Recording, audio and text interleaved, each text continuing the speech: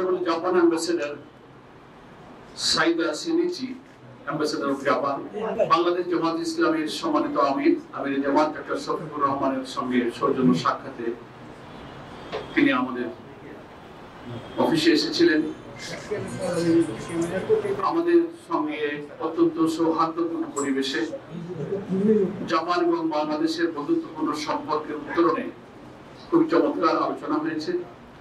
আমাদের এই আলোচনায় সম্মানিত আমির জামাত নেতৃত্ব দিয়েছেন, সম্মানিত নায়েবে আমির ডক্টর শফিকুর রহমান, আমাদের নির্বাহী পরিষদের সদস্য এইচ.এম. আজহারুল ইসলাম, সম্মানিত নায়েবে আমির জনাব আনম শামসুল ইসলাম, আমাদের প্রচার বিভাগের সেক্রেটারি মিডিয়ায়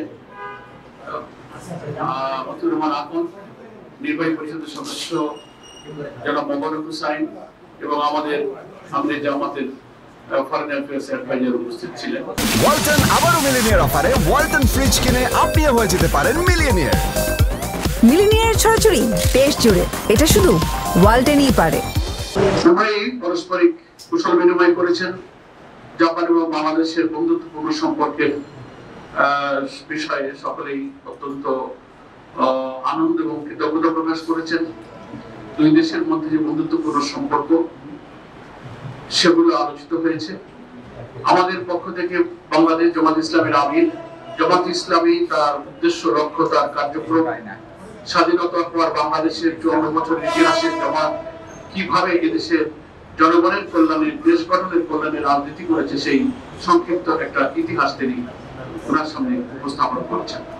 বিগত ফ্যাসিবাদী আমলে শেখ হাসিনা সরকারের হাতে জামাত ইসলামের উপরে কি জুলুম নির্যাতন নিপীড়ন চলেছে।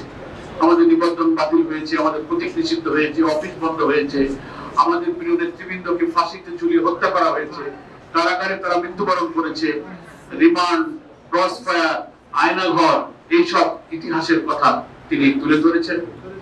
মাননীয় অ্যাম্বাসেডর এগুলো খুব মনোযোগ দিয়ে শুনেছেন এবং তিনি বলেছেন যে বাংলাদেশের রাজনীতির এইসব পরিস্থিতি সম্পর্কে তিনি অবহিত এবং রাজনৈতিক পরিবর্তন সম্পর্কে অবহিত।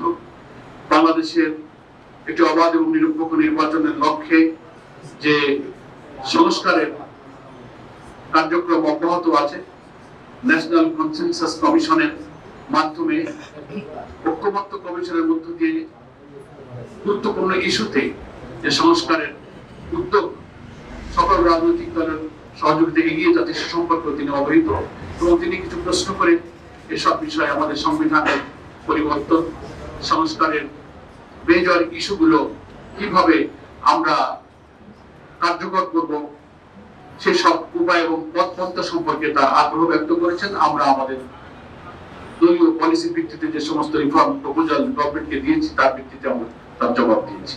আমাদের আমির জামাত বাংলাদেশ এবং জাপানের শিল্প, বাণিজ্য, ব্যবসার ক্ষেত্রে উভয়ের সাথে আমরা কিভাবে আরো সমৃদ্ধ হতে পারি, উত্তরোত্তর অগ্রগতি হতে পারে, আমদানি রপ্তানি পণ্যের ব্যাপারে আমরা কি কি করতে পারি সে বিষয়ে আমাদের মাননীয় অ্যাম্বাসেডরের সাথে মত বিনিময় করেছেন।